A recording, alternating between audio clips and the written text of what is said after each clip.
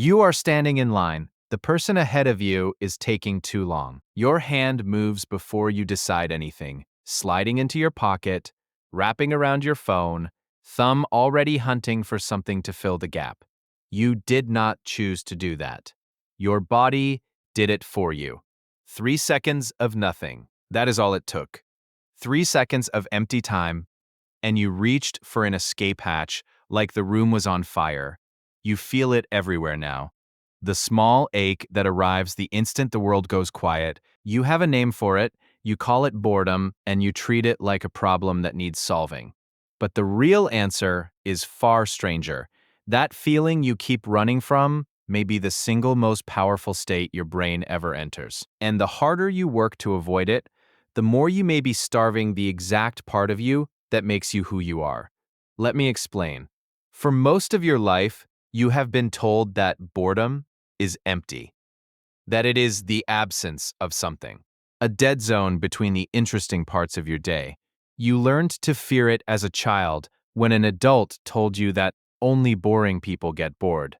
You believed them, so you filled every gap. But your brain does not go quiet when you are bored. It does the opposite.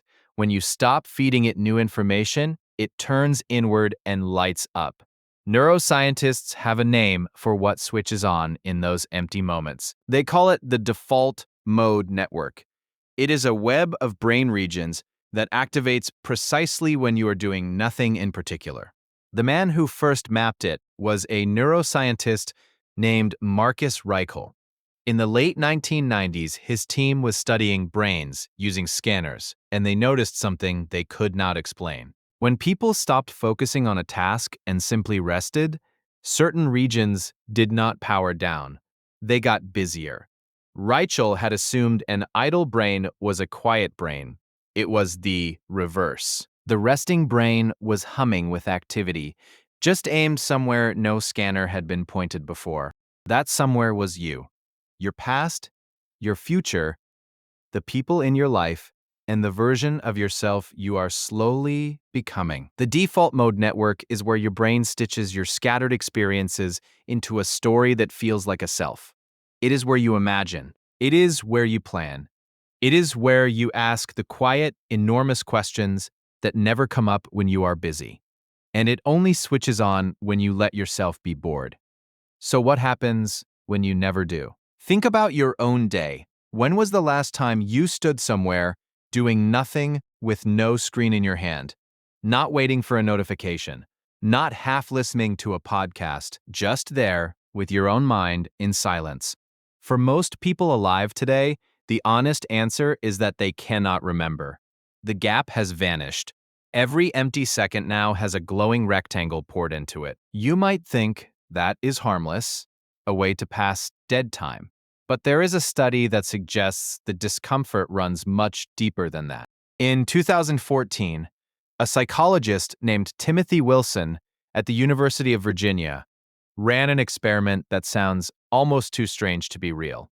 He put people alone in a bare room. He took away their phones, their books, everything. Their only instruction was to sit and think for 15 minutes. Nothing else. Just be alone with your own mind. Most people hated it. They described it as unpleasant, almost unbearable. Then Wilson added one detail. Before the silence began, he gave each person a button that delivered a small electric shock. A real one. Earlier, those same people had tried the shock and said they would pay money to never feel it again. So here is the question. Left alone in a quiet room with nothing but their thoughts, what did they do? A startling number of them shocked themselves. One man pressed the button on himself 190 times. They chose physical pain over the experience of being alone with their own minds. Sit with that for a moment.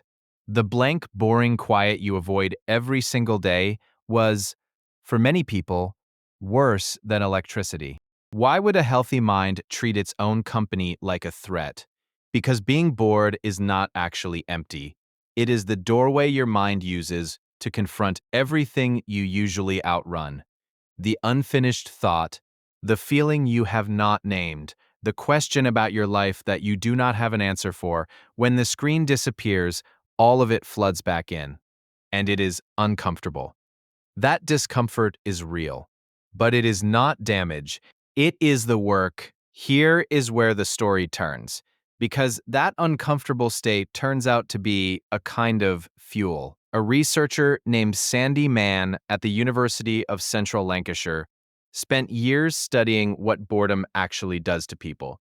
In one of her experiments, she gave a group of people one of the most tedious tasks imaginable. She had them copy numbers out of a telephone directory by hand. Mind-numbing, repetitive, dull. Then she gave them a creative test. She handed them a pair of plastic cups and asked them to think of as many different uses as they could. The bored group beat everyone.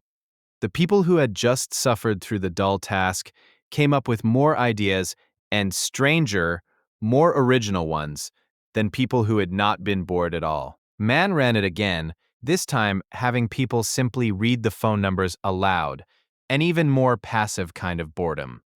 Those people got even more creative. The deeper the boredom, the bigger the burst of imagination that followed it. This is the secret your school never taught you. Boredom is not the opposite of creativity. Boredom is the runway. When your mind has nothing external to chew on, it starts generating from the inside. It reaches for connections, it wanders, it plays. Mann argues that boredom is a signal, a kind of itch, that pushes you to search for meaning and stimulation, and that the search itself is where new ideas are born. But you only get there if you stay in it long enough. And that is exactly what you no longer do. The moment the itch begins, you scratch it with a screen. You feel the first flicker of nothing, and within seconds, you have fed it a video, a feed, a buzz of someone else's life. The runway gets erased before your mind ever has the chance to take off. Think about where your best ideas actually come from. Not at your desk, straining. They arrive in the shower, on a long walk, lying awake before sleep, in the car when the radio is off. Notice what all of those moments share. They are the last few places in modern life where you are too occupied to grab your phone, but not occupied enough to think hard. They are accidental boredom, the last unguarded gaps where your default mode network gets to run free. This connects to something psychologists call mind wandering, the brain's habit of drifting away from the present into memory and imagination.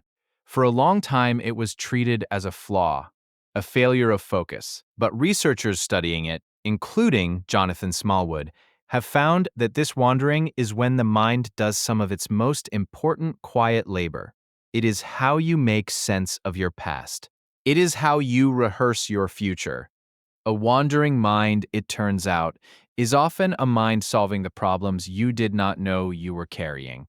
So picture what happens across a lifetime when those gaps disappear. A child today grows up with almost no boredom at all. Every dull moment in the car, every wait at a restaurant, every empty afternoon is now instantly filled.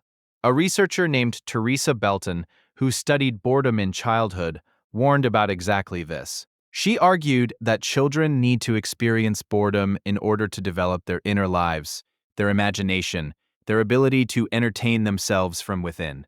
Boredom, she found, is not a void to be eliminated. It is the soil that creativity grows out of. When you remove the soil, nothing grows. And here is the part that should stop you cold. You are not removing it from children only. You are removing it from yourself right now, every single day. Every line you stand in, every elevator, every quiet minute before sleep, you fill it. You have trained your own mind to flinch away from its most generative state. You have taught yourself, one swipe at a time, to fear the very silence where your best thinking lives. The discomfort was never the enemy. The discomfort was the entrance. So, what would happen if you let it back in? Not all at once, just sometimes. The next time you are waiting somewhere, leave the phone in your pocket. Let the 3 seconds of nothing become 30. Feel the itch arrive, the urge to reach, and do not reach. Let your mind do the thing it has been trying to do underneath all that noise. Let it wander. Let it stitch the day together. Let it ask the questions you have been too distracted to hear. It will feel strange at first, almost like an ache. That ache is your default mode network coming back online after years of being drowned out. That ache is your imagination stretching a muscle it forgot it had. Because boredom was never empty, it was your mind finally given room to speak. It is the brain folding inward to build the story of who you are, the same machinery that produced every idea you have ever been proud of, every plan, every quiet realization that changed your life. You have spent years treating it as a problem. It was a gift you kept refusing. So the next time you are standing in line and your hand starts to move toward your pocket, stop. Let the empty seconds arrive. Do not fill them. That feeling rising up in you is not nothing. That is the most powerful thing your brain does, finally getting to work.